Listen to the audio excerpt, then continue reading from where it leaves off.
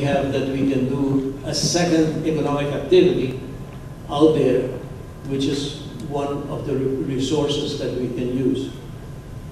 We have 3 harbors. One in Rajasthan, one in Barcadera, and the other one in San Nicolas. We do know that the harbor in Rajasthan at this moment can only accommodate 5 ships, 3 of the mega ships and 2 smaller ones. There is no room for growth anymore. So we have to expand the harbor in order to be able to accommodate those large, really huge ships, which they call the Oasis class, and those type. They're very large, carry about 6,000 passengers, and if they want to come to Aruba, our harbor would not be able to accommodate that. Which means we can no longer operate a cruise business and grow it, and operate a container business and grow it side by side in the same location, if we want them to grow.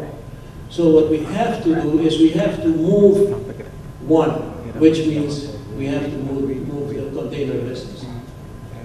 Now that decision was already made for quite a while, that it was going to move to Barcadera. Barcadera has a couple of problems.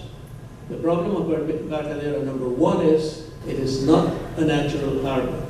So you have to constantly dredge it to keep the draft current. Another thing is that in front of it, there is a reef island, which means that the ships that go to Barcadera, if they're large ships, they have difficulty maneuvering. So Barcadera should actually be our last choice. And I'm explaining that because we have San Nicolas, the harbor in San Nicolas. It starts at the Marine Department of Valero and it ends in Curacabay. It's huge. Large storage capacity, a lot of possibilities for Aruba to enter the container business for transshipment. Now, we would ask ourselves, how is this business going to go? Remember that it is the most efficient way to transport cargo to the region. And once you start doing that, there are some other things that you could do to grow that business in there. Rotterdam is one of the examples that I used. At this moment, in 2009, Rotterdam handled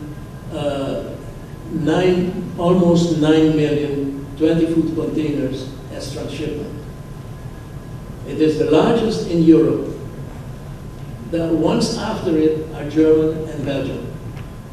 They made it a huge business. But of course, it has a lot of spin-off. If you take large cargo ships, bring them to Aruba, and from Aruba put them on smaller boats to the areas in our surrounding, it is the most efficient way to get it to its final destination.